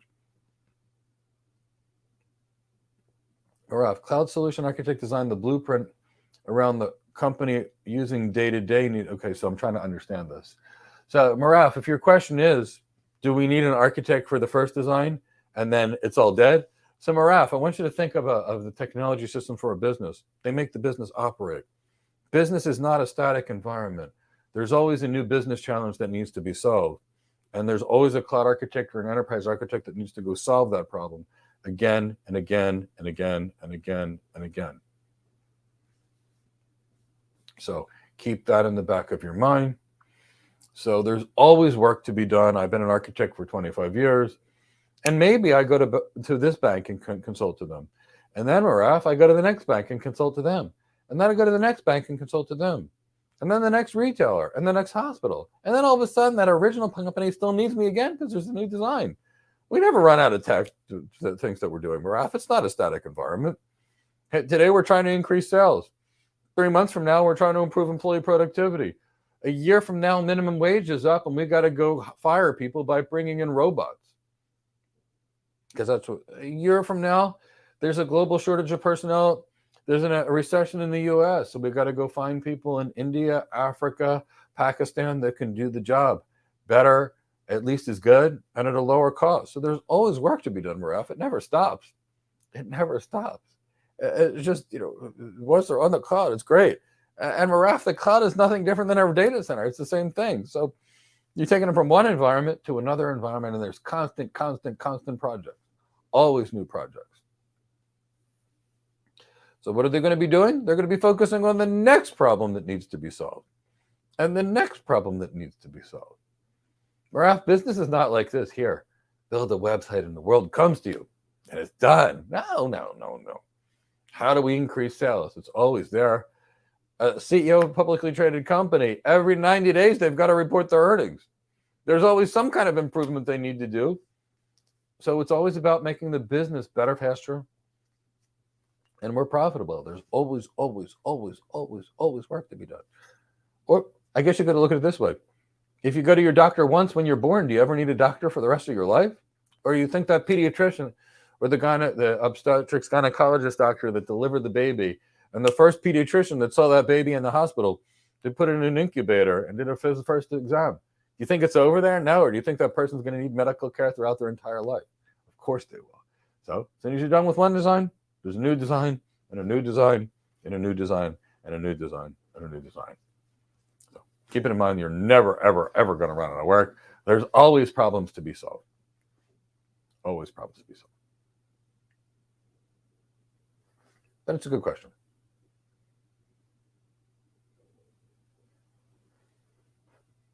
Is it too late for a 50-year-old to switch career and get into DevOps or solution architect? You've been a QA engineer. No, it's never too late. No. DevOps is a completely different career than solution architect. So pick one. And there's no DevOps and architecture. So the key is, what would you like to do? But of course it's not too late. Why would it be too late? I know people that become doctors at 70 years old. That's a little late, but still it's not too late because they can spend the rest of their life doing something they love. It's not too late. I've got lots of people that I'm working with that are 50. It's a lot easier dealing with a 50-year-old and getting them hired than dealing with a 20-year-old. He's got life experience, some wisdom. Follow your dreams. There's no rules. I mean, I've gotten a 20-year-old hired as a cloud architect, and I've gotten 55 and 60-year-olds hired as cloud architects. Age has nothing to do with it. None whatsoever. The key is, what do you want to do? It's not too late. Gotten so many people hired in their 40s and 50s, cloud architect jobs. I like to say that it's a sweet spot is between 35 and 55. That's the easiest people for me to get hired. But young, old, anywhere in between, the right training, the right attitude, the right energy, the right enthusiasm, and you can be whatever you want. Whatever you want. Whatever you want. So do what you love. Daquan, this is literally a free informational interview. So this is such great content. Thank you so much. And that's why I'm here, Daquan. I know that the shortest distance between 2 points is a straight line. I've got 25 years experience, 20 years helping others. And I hate to see somebody get 10 certifications, spend 2 years of their life, and then have no skills whatsoever.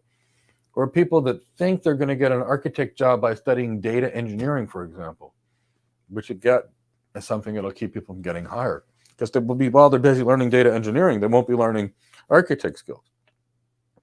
Or having an architect try to develop Python skills, which is great for engineers, but if the architect's building Python skills, what are they not learning? Architect skills. And if your competition is learning architect skills and you're learning engineering skills, and you go on an architect interview, who's getting hired? The person with the architect skills, not the person with the engineering skills. And goes back to that same person that was asking me, what about my tech skills? Can I use them? And Daquan, it's thank you so much for your things here. I want people to know that if, let's say you wanted to get a cat or a dog, I don't care. It doesn't matter. I wanted to get a cat to surprise my wife. I was a dog person, not a cat person, but I frustrated my wife with a stupid decision I made one day, and I wanted to make her smile by bringing her a kitten. So I go to the cat rescue, right? And while I get to the cat rescue, this golden retriever puppy walks over to me, and that's been my dream dog my whole life, a golden retriever puppy. It came over to me, it licked me, it was cute, it was soft, it was so cute. This golden retriever was the beautiful baby. I hugged it. I honestly loved it. But my intention was to get a cat. Because my intention was to get a cat for my wife, and she's a cat person, not a dog person. I got the cat, not the dog. Because when people want to hire a cat or rescue a cat, they get a cat. When people want a dog, they get a dog. And it's about your skills and your career. So that's why we're so focused on being experts at our career. Because, When I wanted a cat, no matter how beautiful the dog was, I still got a cat because it was a much better conversation with my wife of, here's the cat you always wanted versus here's a dog. Here's a dog. So kind of keep that in the back of your mind.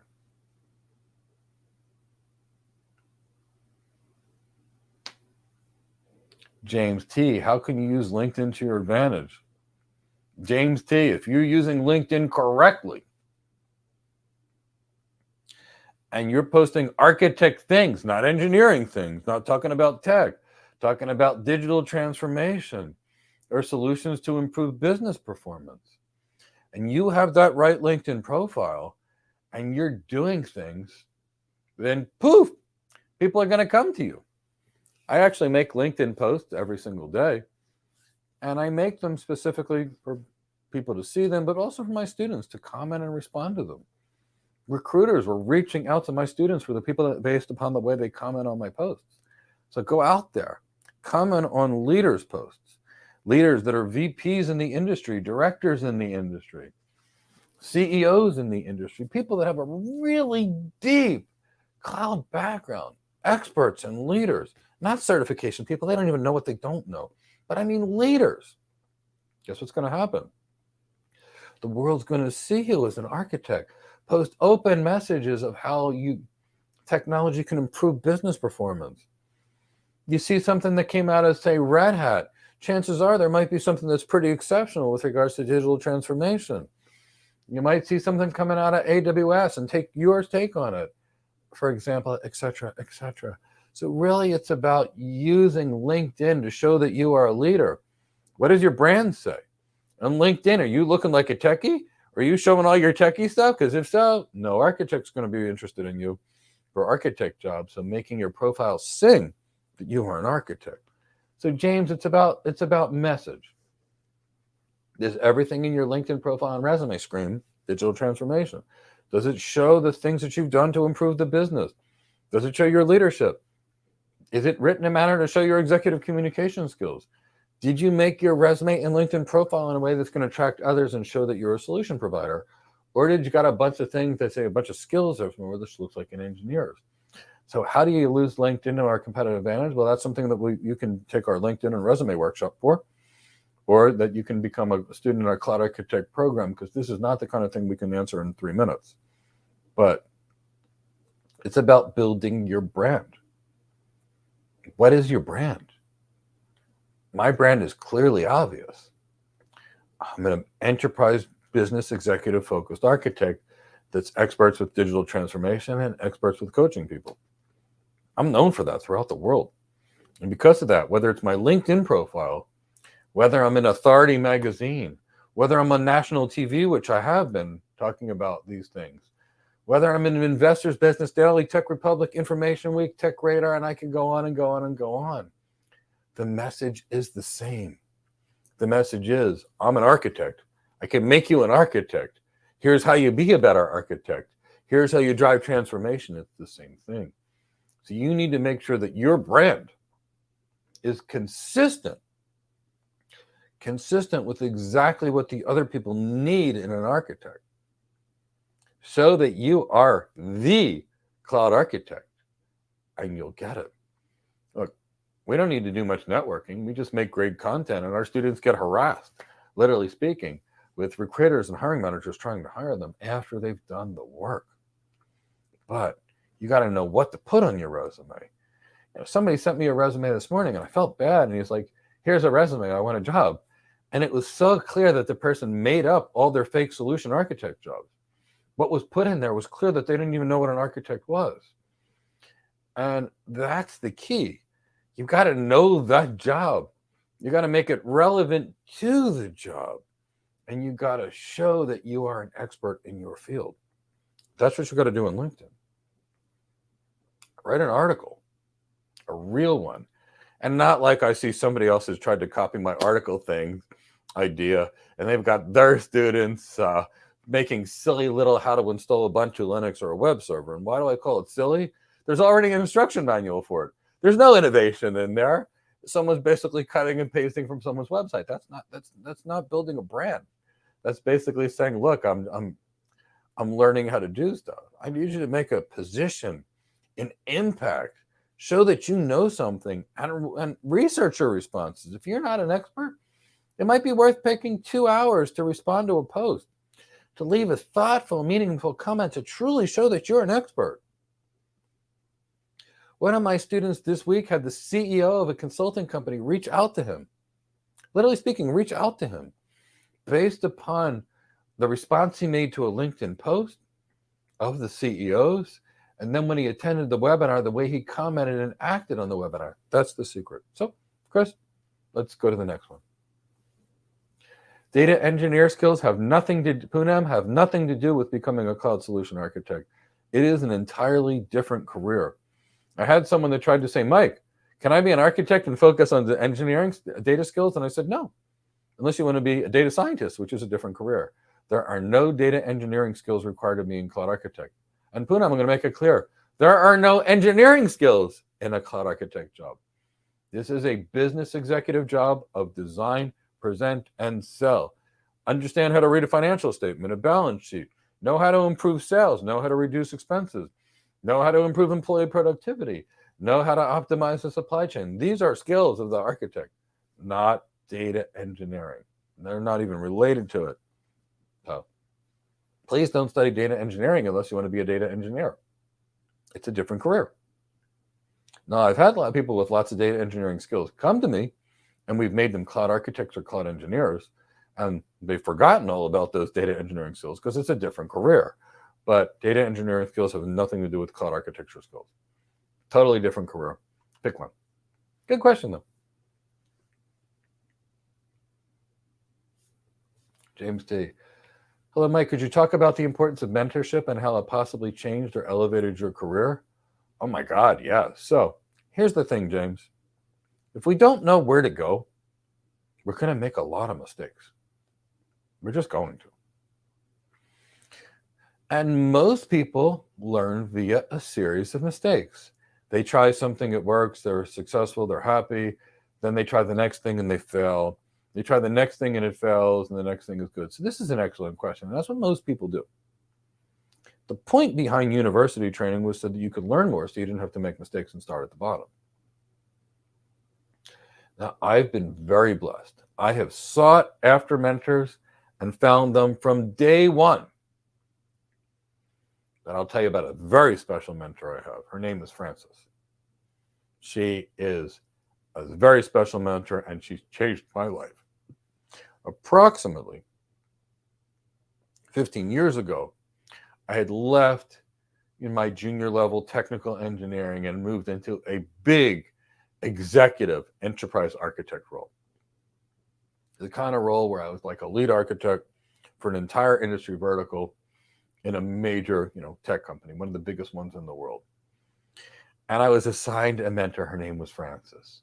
Well, James, Frances helped me with my executive presence. She helped me with my leadership skills. She taught me how to present like an executive. She taught me how to consult the client like an executive. She taught me so much. James, I'm going to say this. In the first month of mentorship from her, I learned more than in my entire MBA about business and being business executive. That's how powerful Frances's teachings were. Now, James, when I met her and she mentored me, I had 3 promotions inside of a 2.5-year period of time because she took me from someone that was a partial business person and mostly a techie and transformed me into a very elite executive architect. And it was really, really, really exceptional and wonderful. She made me better. Reality is this. A decade passes. And now I'm the CEO of a business. And I knew my friend Frances was an extremely good executive coach. I called my friend Frances. I said, Frances, I need a coach. And she says, I'd love to help you, Mike. Well, James, when I'm lost, I go to Frances because she's got more experience than me. She's advised some of the biggest businesses in the world. And also, more importantly, James, we can't see ourselves objectively in the mirror. A doctor who treats himself makes errors. A lawyer who keeps himself as a client makes errors.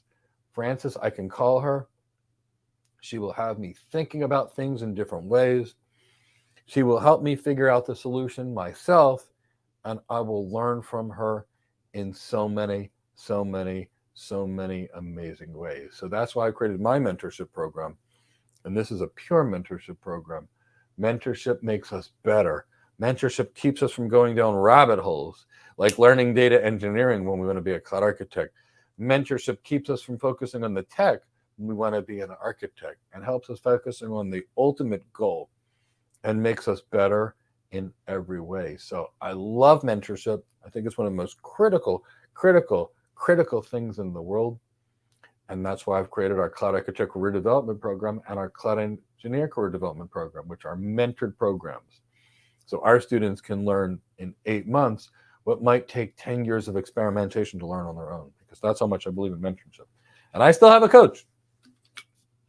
Being a CEO with 20 years coaching experience, even the coach needs the coach. And you know why? I want to refine and get better every day so I can maximize the results of my students. Critical important.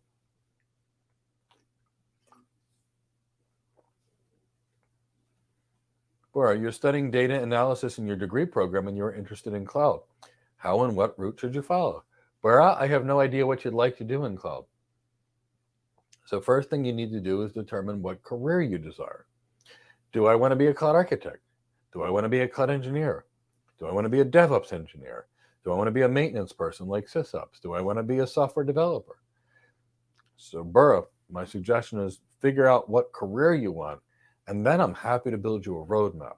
But there's so many different careers, and without actually knowing which career that you desire, it's kind of the equivalent of this.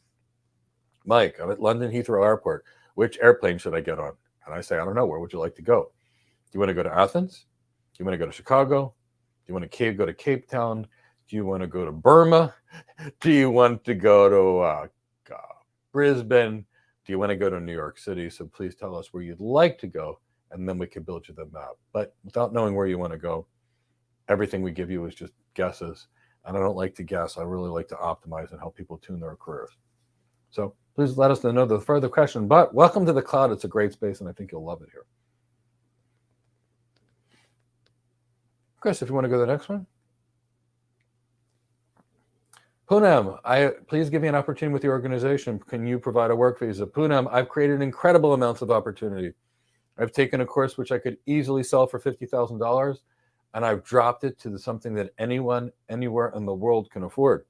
That is the opportunity that I've created for people. I've created an opportunity where our students come at a price that's affordable anywhere in the world, and getting my students hired. That's the opportunity I've done. I'm not a lawyer to be doing work visas. I get people hired in their home country. Many of my students go from India, for example, with a name like Patel. I'm assuming you're India. I just had an Indian student, Navina, who just moved to the USA and just got hired by Apple. And she's doing exceptionally well. But, we create opportunity by training people. That's what we do. That's in our business. And then people that we train, often I do hire them. Alonzo was my student. I hired him. Chris was my student. I hired him. Leo was my student. I hired him. Chal was my student. I hired him. Eddie was my student, and I hired him. So I hire students that are excellent architects. Excellent. You know how I know they're great? I trained them. So that's how we do these things. Chris, you can go to the next question.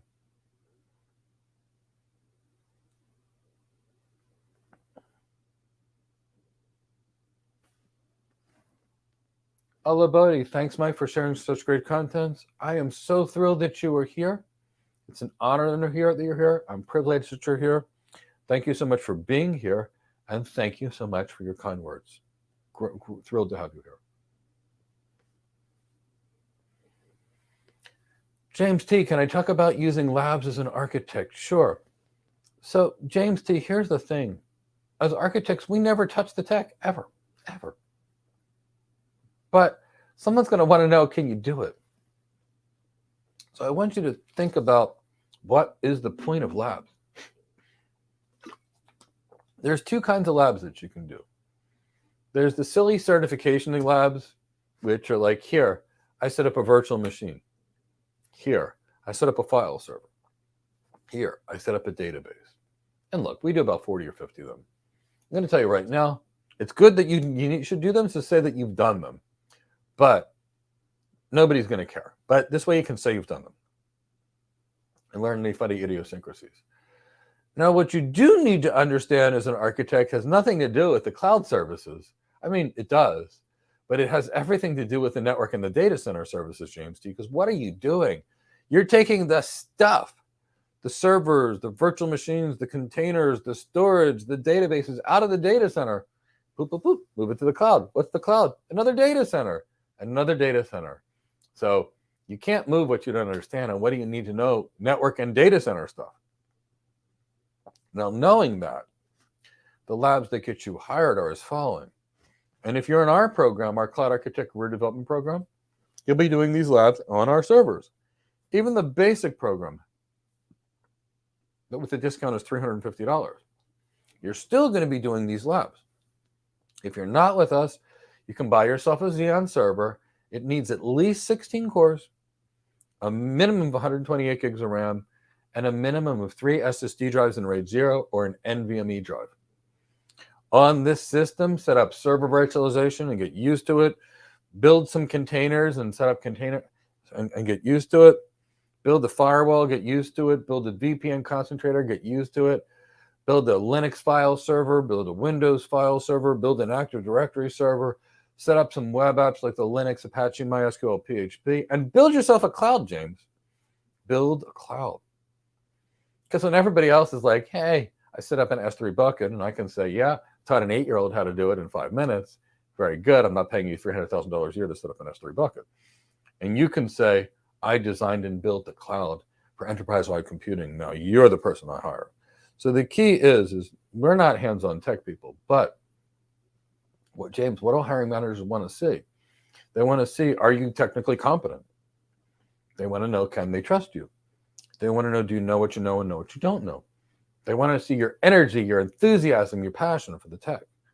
They're looking for you being willing to go above and beyond and a team player. Now look at this. Here, I set up a WordPress website for my certification class. Fine. Run along, little child. Or I built a cloud. Now, who's more competent, more energetic, more enthusiastic, who's willing to go above and beyond?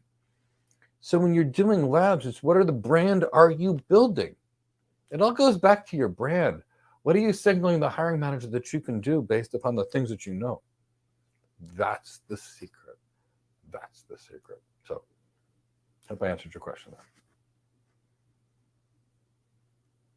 Shivani KP, what kind of companies hire cloud architects? Everybody hires cloud architects. Cloud companies hire cloud architects. Networking companies hire cloud architects. Security firms hire cloud architects. Value-added resellers and managed service providers hire cloud architects. Consulting companies, cloud architects, and every company themselves hires a cloud architect as well. So, for example, banks will have their own cloud architects, retail organizations will have their own cloud architects, hospitals will have their own cloud architects, and I could go on and go on and go on. So if a business is going to have its systems on the cloud, which is all businesses, then they need their own cloud architects. You can't have the cloud provider design your systems for you because they're going to design what's in their best interest. You need to design what's in your best interest. So every company needs a cloud architect that's more than a little tiny cloud company.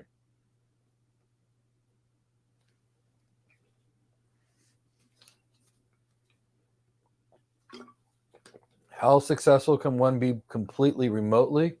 You can't. So let me explain what remote is. I've been working remote now as an architect for 20 years. Why? A couple of reasons.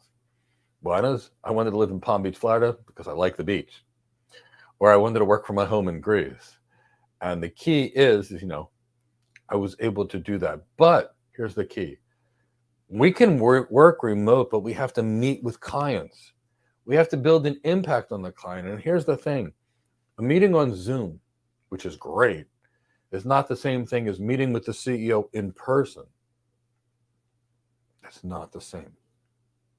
So keep that in the back of your mind. A meeting in person is not the same as a meeting on Zoom. So yes, you'll be able to work remotely, I'd say 75% of the time. But 25% of the time, you're going to have to travel to the client's site, travel to an office and get the team together. So I'd say 75% of the time remote easily, but 25% of the time you're going to have to travel to customer sites because they're going to need to see you. You know, you're going to be designing, presenting, and selling. To some degree, you're going to have to meet the person for the impact. So you can be highly successful, but just realize you're going to have to meet customers at some point. But it's a great question.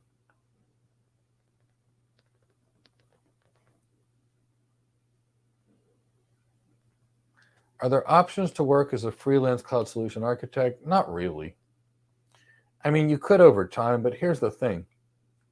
If you want to transform an organization's business, you got to know about the business. I mean, if I wanted to work freelance as a cloud architect, it'd be nothing for me. And here's why. I've been an architect for 25 years. I know CEOs, chief technology officers, chief information officers at all the world's biggest companies. So I could get out my phone and say, hey, do you need some consulting? That's me. But unless I've been an architect for a while, who am I going to sell my solutions to? What CEOs am I going to have their phone numbers? Who can I say, it's Mike? Are you looking for anything? So the real key is you must understand that you have to offer somebody something, which means you need to be great. Now, I also want to let you know one other thing. Architecture is a team sport. When I meet with a client, I realize I'm like, whoa, I need these cloud network architects, these cloud security architects, these application architects, these DevOps engineers, IAM architects, big data architects. I might need a team of 50 people to design it. So when you're freelance, unless you've got millions of dollars to hire the team of all these people, you're not going to be able to offer the optimal solutions to your client. So the key is, first, you need to get a job as an architect, work as an architect, develop your architect competency, develop your connections, and then you can be as freelance as you want. But remember, you got to be able to bring money into the business. And if you don't have any skills and you don't have the team, how are you going to do freelance work? So I'd say you need to work as an architect for a little while to do freelance work. I mean, I can get my people hired as an architect like nothing, but they're going to learn on the job a little bit too, meaning they're going to have the skills to be a great architect. They're going to get hired because they've got the skills to be a great architect. And then they're going to walk into this company and learn all the things that are necessary for that job at that company who does things differently. And that could take 6 months right then and there. And then that's before you even start working. And then, I'd say it takes you a little bit of time to really work in big teams to get great. So I can get somebody to cloud hired and working as a cloud architect in about 8 months. But having your own business, being completely independent, I think you need a couple of years experience for that. Because you want to be able to offer your customer solutions that are going to work for them. And it takes a couple of years to really feel pretty good with that. So yes, there are options, but generally speaking, you need to be employed and capable first before you go out there and hang up your own signal and say, I can solve your business problems. Because you want to be great. So master your skills first. Master your capabilities first before you go out there and try and change people's businesses. But it's a great question, and I'm thrilled that you're here. So let me close on 3 things today. Right now, there's 30% off of all of our products using coupon code BIRTHDAY. It's my birthday this week. We've had a Mike's birthday week. I know Abigail Marks, thank you. I know you contributed a lot to this. So it's my birthday. Please take advantage of it. 30% off of everything. Tomorrow, join us for the completely free How to Get Your First Cloud Architect Job webinar. And don't forget, if you want to get people reaching out to you, oh, Hakeem, so wonderful to hear this. Look forward to working with you in class. So if you want to attend our resume workshop, please join us on the resume workshop. But if you want to get your first cloud architect job or your first cloud engineer job, take advantage now of our cloud architect career development program while it's on sale, or our cloud engineer career development program when it's on sale. And let's get you all cloud hired. Everybody, give me a cloud hired, everybody on the chat box. The only reason we do what we do is to get you all cloud hired. So give me a cloud hired. I hope you have a wonderful, wonderful thing. Hope to see some of you in class. And have a wonderful, wonderful, wonderful day, everybody.